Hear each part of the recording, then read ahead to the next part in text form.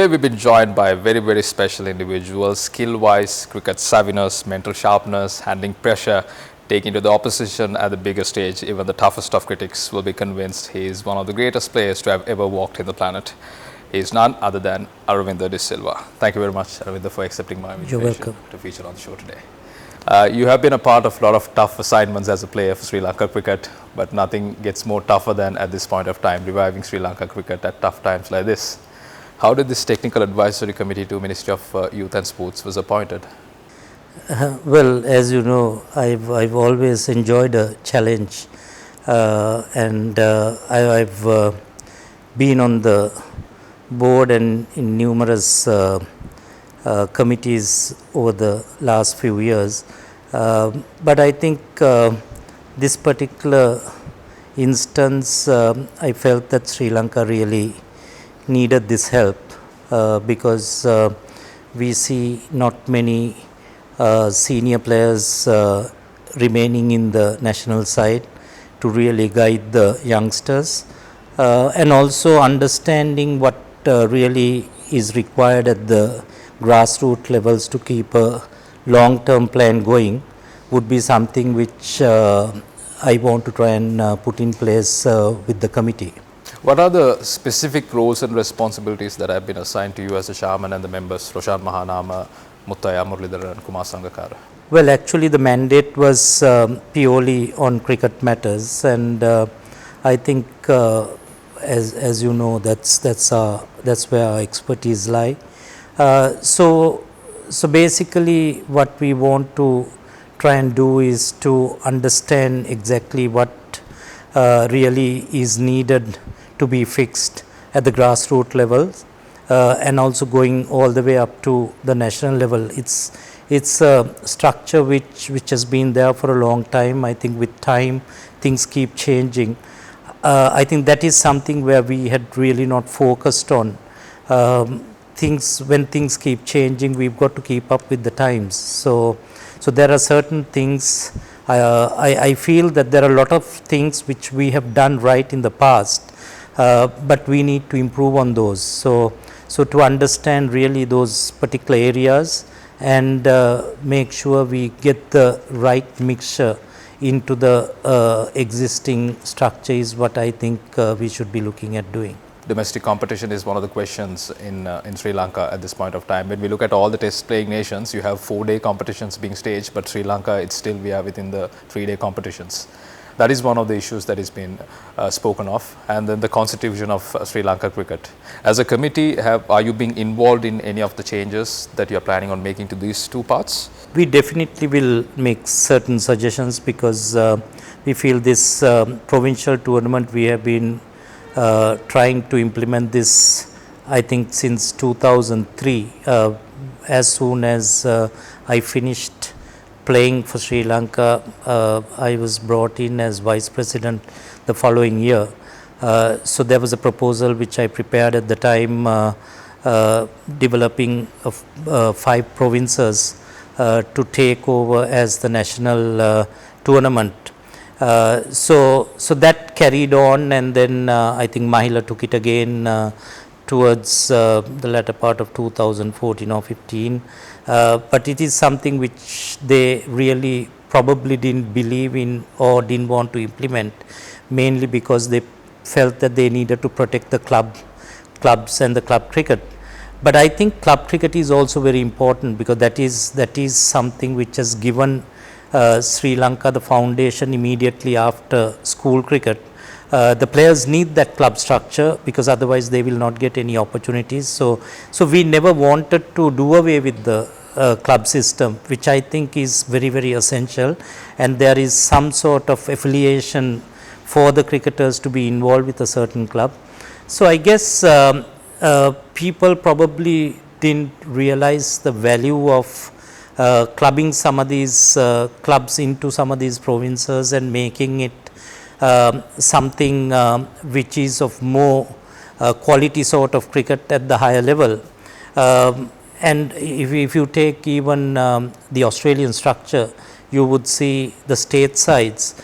Within the states there are so many clubs involved, and through the clubs only you will be able to pick a through a club tournament only they will be able to pick a state team.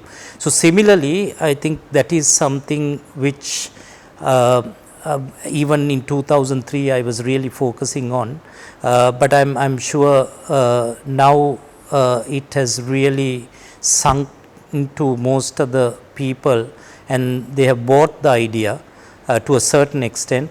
So it's a matter of convincing them more to show the value of having this structure in place, where decentralizing from the headquarters is a very vital and key proposition, because see, as long as you want to hold on to power all the time, that's where the problem occurs, because you don't want to divest any of the powers.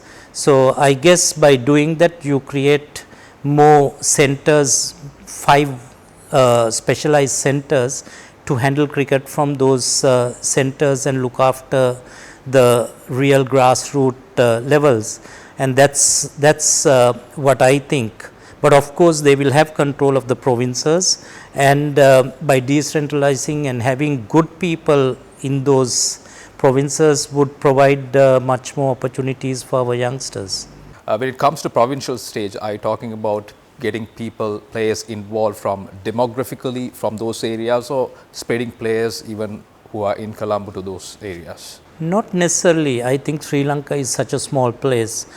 We could travel from Colombo to Jaffna in basically 6 hours. So for us, actually setting up a provincial tournament such as this and spreading the players wherever opportunities lie, they could go and base themselves. And once you make it professional, they can make a living out of it. So that is what we need to try and create, because as you know, until about 2002, 2003, the cricketers were semi-professional. So it was very difficult for someone to just play cricket and make a living out of it. But I think there is an opportunity now for a cricketer, once he is committed, that he can make a living out of the sport, not only while playing but after cricket, where they could get involved in a lot of other areas involving the sport. And that is what I think the cricket board needs to set the foundation for at the development level, to try and get them involved in a lot of other areas, so that in case they don't make it, there is another way for them to build their careers. Can you briefly explain me the provincial tournament structure that you spoke to me about? Well, the idea was to have the provinces and the 24 clubs clustered into these provinces. So wherever if for example there are 4 clubs allocated to one province, the selection process will happen from the 4 clubs performances to the national team, and they will play the club tournament as the way it is being played now. So through that performances, but the selections for that particular province would be done from these 4 or 5 clubs which we cluster into that particular province. So that gives some sort of affiliation all the time, because they will say, okay, for example, NCC, SSC, BRC and another club represents Western Province. So then these clubs also will be supported from the main province, which will, once it's decentralized, they will do the supporting role from the main province. And also there is the other opportunity where some of those within that province, there are districts where we can, out of the 22 districts, you can use them also to cluster into this province where the support. So that by doing that, we are able to decentralize and cover the entire country with more focus, and that's what I feel is the better way to look at improving the structure and supporting the grassroots levels. If my understanding is right, let's assume if we are going to pick a provincial side from the clubs that are participating in the premier tournaments in Sri Lanka, let's assume if it's SSC, CCC, NCC, and if you're going to pick another team for another province from another set of Clubs. wouldn't it create issues about the quality of the cricket that they are playing? Because SSC or NCC might have good players, and the other clubs might have, you know, less quality players, and when they play in the provincial levels, the quality of the cricket might fall. Well, that is not the case anymore, because it was the case those days, because these are the only clubs which had the facilities. So the reason why a lot of the players went and played only in these clubs were because of the facilities they had, and also some of the top players playing in those clubs attracted these youngsters to move in there. For example, I went to the NCC because I had some of my favorite players playing for NCC at the time. But there again, you must understand, now there are 24 clubs, but long years ago, when I was playing, they had about 10 or 11 clubs. So though they had 10 or 11 clubs, we had 3 tournaments. That's the Sarah Trophy, Daily News, and Donovan Henry. So I started playing at the Donovan Henry level, the lowest level, third level, and then I got elevated to Donovan Henry, and then I played Sarah Trophy. But also when some of the national players went away, I was promoted to play in the Sarah Trophy. So that also gave me the opportunity to mix around with some of those national players, practice with them, learn the art, talk about various experiences they've had. So that way the knowledge transfer was much quicker. So as a young player, I matured much quicker than a lot of other players, mainly because I joined the club when I was 13 or 14 years old. So thereby I had the opportunity of playing and practicing with guys like Ranjan Madugalla, Ranjit Fernando, Tony Opatha, people like that at NCC, Ravi Ratnayaka, and I learned so much. So I think that is being taken away now, because we are now having 24 clubs playing only first class cricket, and everyone who comes, leaves school and joins a club wants to play in the first team as soon as they finish school. And mainly because some of those players want to have 5 matches under their belt to be selected to get a place in one of those counties or one of those clubs in the UK or in Australia, because they ask for a qualification of at least 5 first class games. So that is because they want to go there, maybe probably to earn $1 million or 1.5 million rupees for that particular season. And similarly in Australia also they would probably earn that kind of money. See, you have to understand that has become the norm and people need, and these kids want to build a career because they sacrifice a lot when they play cricket.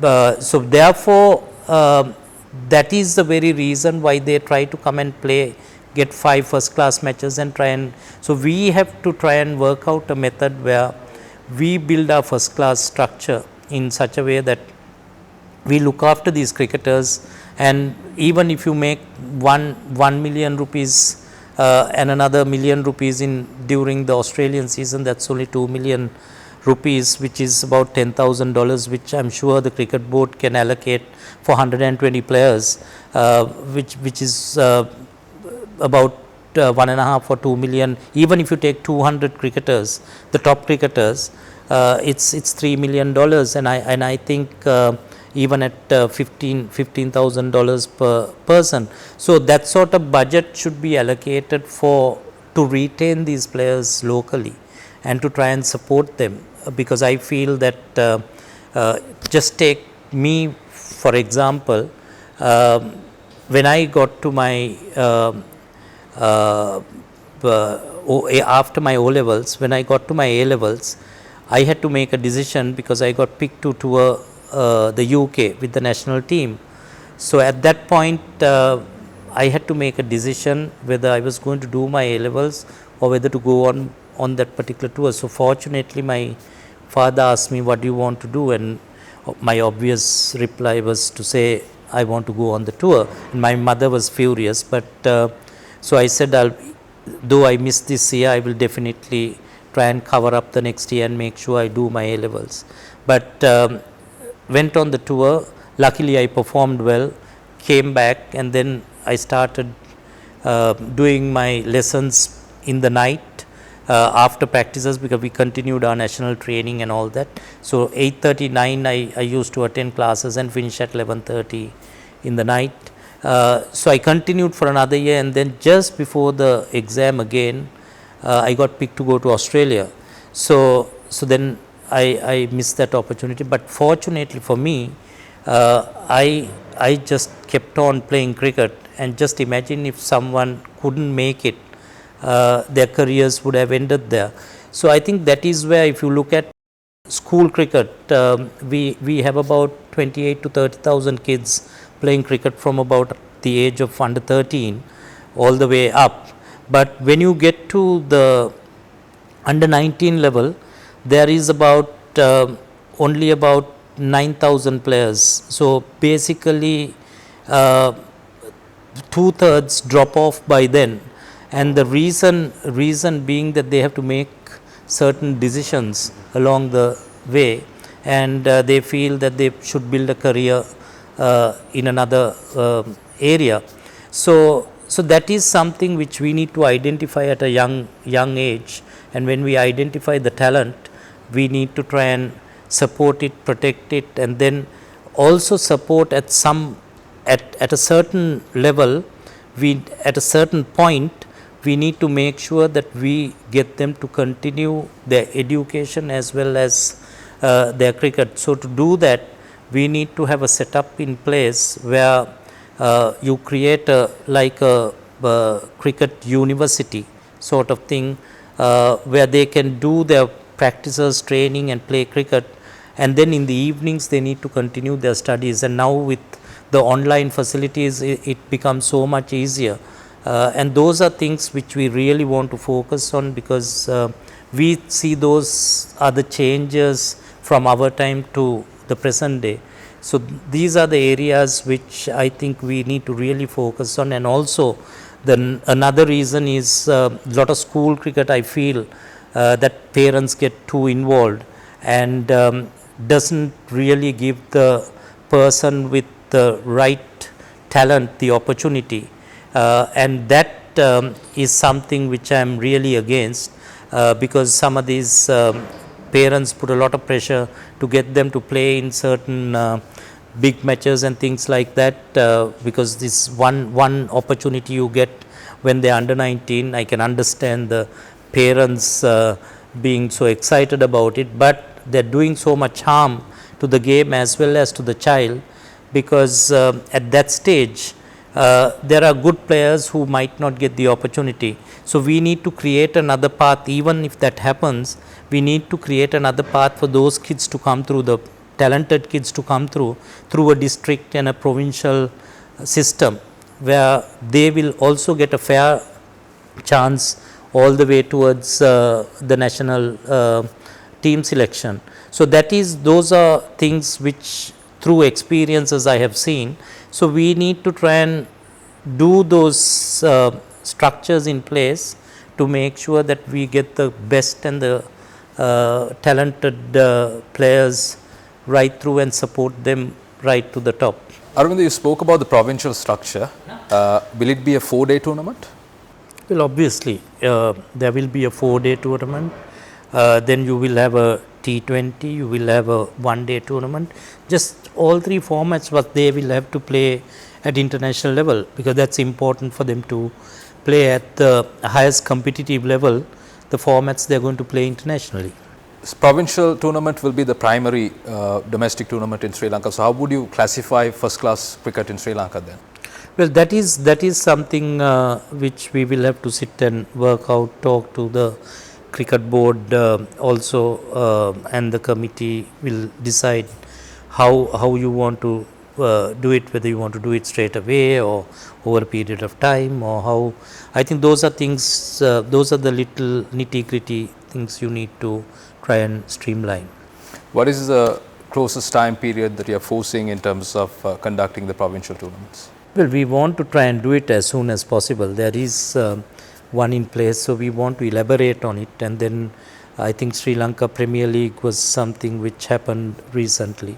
But something like that could provide openings for young cricketers, and I would have liked to have seen every team having at least 2 under-19 players in their side as a compulsory selection process. So to give opportunities is the key. Unless we give the opportunity, we won't be able to see. And then also there are talented players who might fail the first five occasions or the 5 opportunities they get, but we see talent in them, we need to pursue with them. So perseverance is also very, very important. So we had players like Sanath, Mahavan, whom we felt that had the talent. If you look at the record at the early stages of their career, no one would have wanted to pick them. But these are talents we believed in, and we thought, okay, we are going to give them a decent run, and that paid off. And even in my case, it was the same. So we learn through our mistakes, and once you really get through that period, you really contribute towards the team. You spoke about the cricket university. Do you have any type of a structure in your mind how it needs to be implemented? Well, this has been my dream actually. In fact, this is something I wanted to try and set up if I had the capacity financially. This is something which I really wanted to do on my own, even if there was no support from anyone. But let me see, it is something which I wanted to do for not only for cricket, for a lot of the other sports, because there are a lot of things which needs to be in place. Because if you take cricket alone, along with the other sports, there are a lot of common things which you need to build.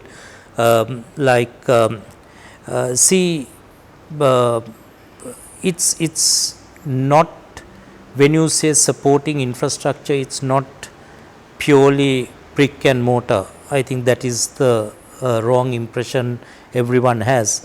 They will say that they don't have good Indonet facilities, they don't have maybe an Olympic size swimming pool or whatever.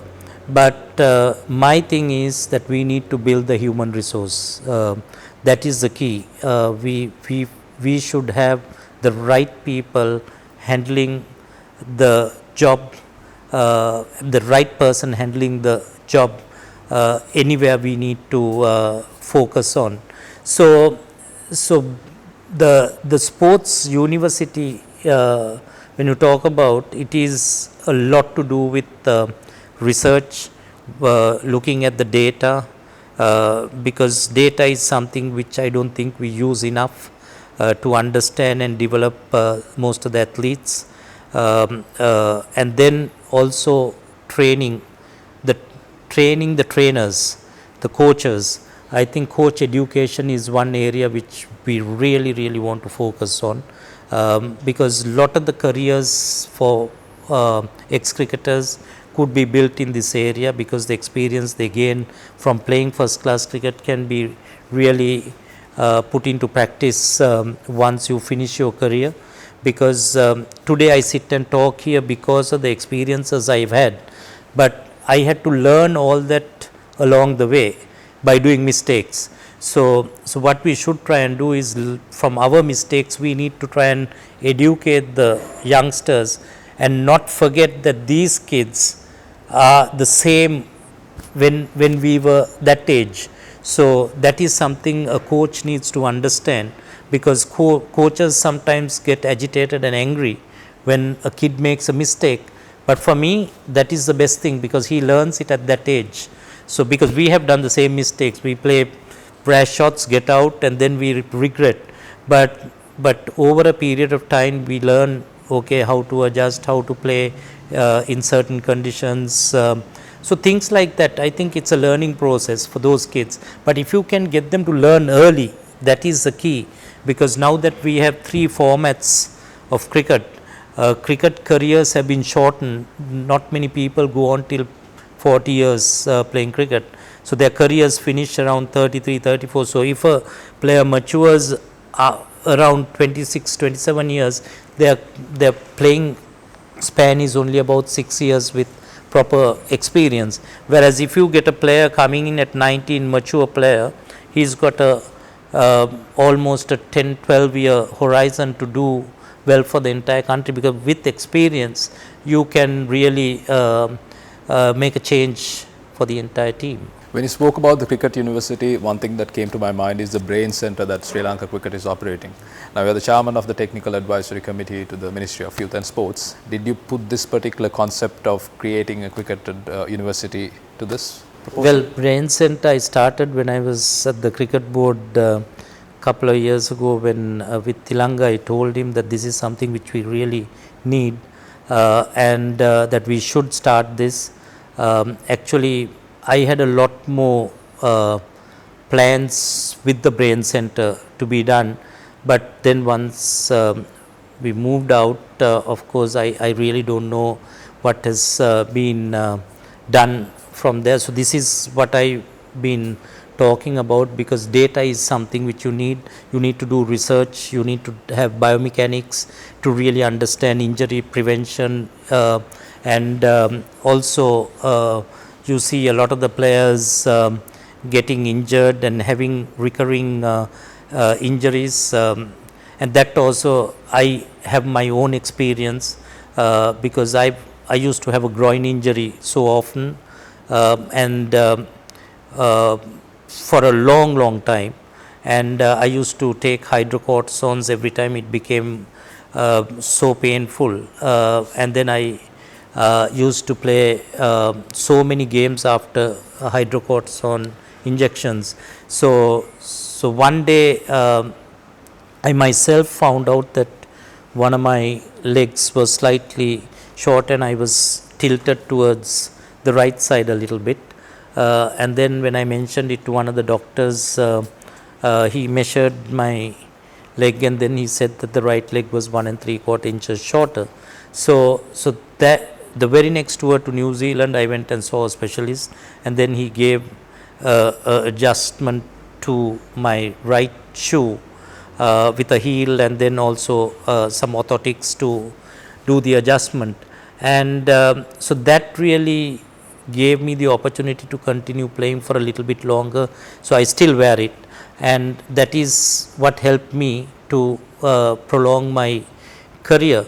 So things like that, and now they've got a machine which is out of Italy, where I wanted to test this machine, and I saw I wanted to get on this machine and try it out, because about 4 or 5 years ago I went for a surgery and then did the scans, and that specialist was stunned that I played cricket for 20 years, because he said this kind of injury would put you out for life.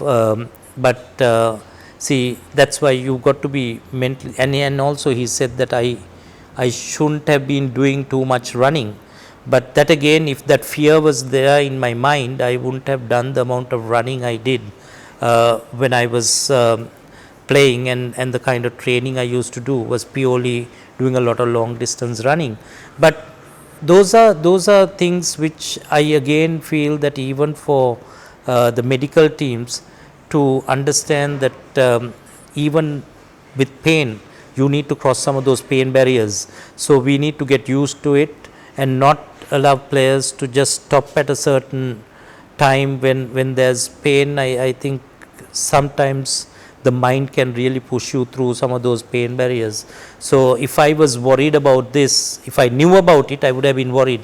But that I didn't know, I was able to continue my career. So those are good things. But I think if we can prevent those early, it's a good thing. So that's why having one of those centers is very, very useful.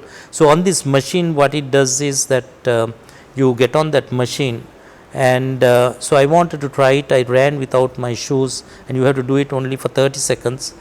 As soon as you run, you get off the machine and it throws out a report in 30 seconds, and it shows all the defects of your muscles and also how your biomechanics are working.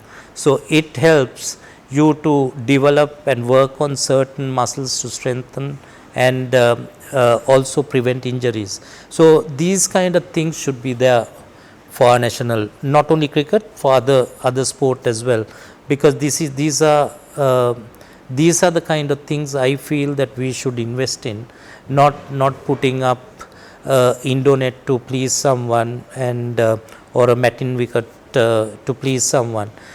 See, these investments are very, very useful for the development of cricket, not only cricket but all other sports. So that's why I said a university like that would give all these, but then the people have to be trained again to use these machines and to make maximum use of those. Is it affordable for Sri Lanka cricket? It's affordable for anyone, I think, because anyone, in the sense, once you have it, it's like going and getting an X-ray. So it is.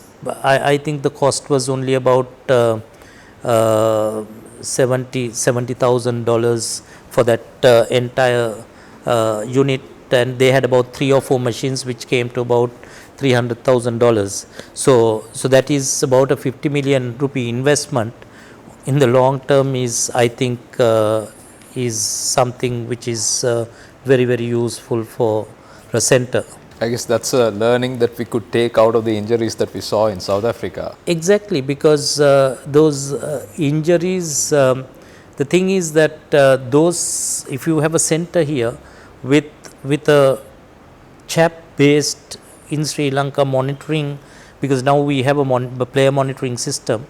So we have a person based in Sri Lanka full time who should be monitoring all the players, because now we have 3 formats and players keep going, coming back, then there are a few other players going and that lot comes back. So for the 3 formats, we have different teams going and different players. So therefore there should be someone, because while you're on tour you don't know what the other players are doing here, but the best way to monitor them is to have a center here locally based who will be monitoring the players overseas as well as the players on the ground here, and if there's something needs to be done, working with them so that you get that done and then you send them over on the tour. One point that came to my mind when you spoke about school cricket is that the Under-19 Cricket World Cup.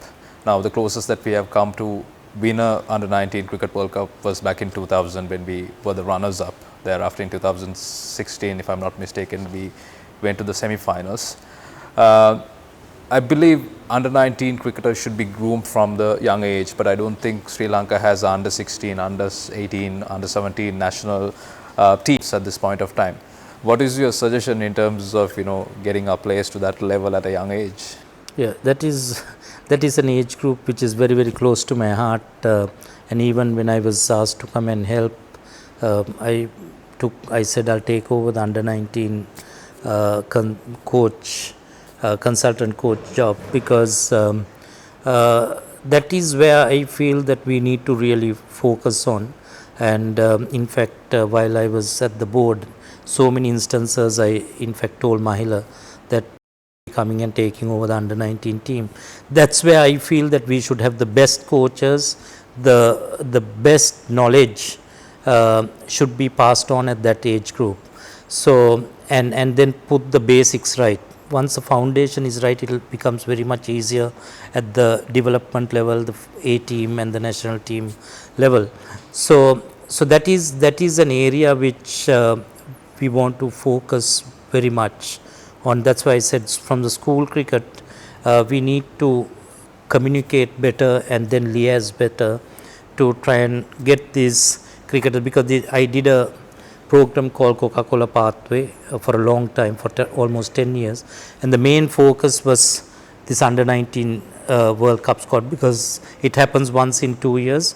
So the squads were picked from the under 17, and the under 17 players who would be the ones who qualify every once in 2 years to play in that. So we went around the country, had held about 10 camps every year, and identified 9 players from each camp, and then we passed them on to the cricket board. But the cricket board also, I must say, supported with all the coaches, and also some of the equipment and all that, which helped me, because initially it was something which I wanted to start on my own, and I just allocated $50,000 from my own money to start that project, and I did it for a couple of years because I couldn't afford to expand it more than two camps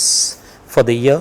But fortunately, Coca-Cola came in and said they want to expand, and they came up with a very inspiring and supportive package to try and accommodate 10 camps every year. When you said you wanted Mahila to take over the under-19 cricket team, we don't have to look for an example beyond India. Rahul Dravid has been the pioneer in terms of bringing up good talents from India, and they won the World Cup also a couple of years back. Talking about 2023 World Cup, now the current crop of players in Sri Lanka, Angelo Mathews will be around 36, Kusal Pereira will be around 30, Kusal Mendis will be around 28. All those people will be matured in 2023. But at this point of time, we are not looking ahead in terms of Cricket World Cup. But if it happens and if we could win the World Cup, it will be a realization of a dream when we consider the current circumstances. Do you have any plans of implementing in terms of getting us to that level? Well, this whole thing will have to be broken into three areas. We will have to have a long-term plan, a mid-term plan, and a short-term one. So this will fall into a mid and a short-term plan, because short-term would be the next 6 months to 1 year, and then the other one maybe until the World Cup, and then the long-term plan for the next 5 to 6 years, what Sri Lanka cricket should be looking at. So obviously we don't lack any talent. I have seen talent around the world, and we don't lack any of that. We have talent in abundance. So we really don't have to worry about that part, but we need to actually worry about how we nurture them, and that is very important. And also some of these players, we need to let them just go out there and play their cricket, and I think by them trying to get involved in so many other things which are really taking their focus away is what is creating all these issues, I feel. And because I've been there, I've gone through it, and obviously a lot of these players are under media criticism at the moment, so that puts a lot of pressure. So adding to that, there are issues within the team, there might be issues within the team. So these are things the management needs to sort out, and we need some strong management in there to try and get that right balance for the players to be relaxed while playing, and also to instill some discipline within. So I think that is the key. So as I mentioned earlier, the personalities matter very much when we go and install them in certain positions. We have to make sure that the right people are in the right positions to handle these situations, because these are young boys, and they can always get carried away. So we need to support them, and my thing is that we support them, but they also need to understand what their responsibilities are. And if there's enough give and take, I think, and they have to respect the person. So you can't demand respect. I think whoever who's there, they have to demand that, not to demand, but they have to respect that person. So I guess that's why I said people like Mahela, actually we should be actually getting really deeply involved in cricket rather than committees, but unfortunately time doesn't really allow us to do that. For me, I can speak only for myself, but if you're really looking at the long term, there are enough people again who can handle these positions, but we must give them the powers to go and make the decisions, and also educate them, and also get them to the level where we want them to be at. What do you think? What are our chances in terms of 2023 Cricket World Cup? Well, 2023 Cricket World Cup is something which, again, that's why I said now the selectors who will be appointed by the commission, because there's a selection commission who's going to appoint. So that's something which I would like to go and talk to the commission also, that these are the criteria we are looking for in a selector, because a World Cup is something which comes in once in 4 years.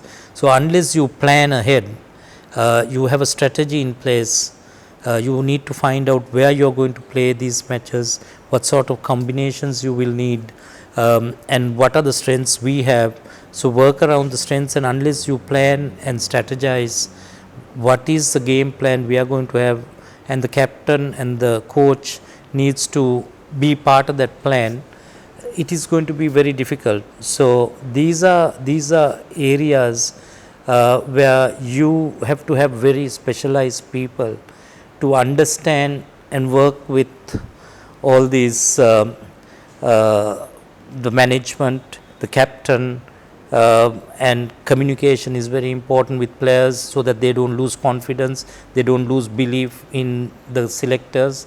So those are important things. You need to build confidence. At the end of the day, cricket or anything in life is confidence, what you believe in yourself, or how you believe in yourself. So it's a game of confidence at the end of the day. So if you are confident, you go out there, you play positive cricket, you don't worry about anything else, and you don't worry about the opposition, you'll be successful. So you have no fear. So that is the environment we need to create for these cricketers to go out there and perform.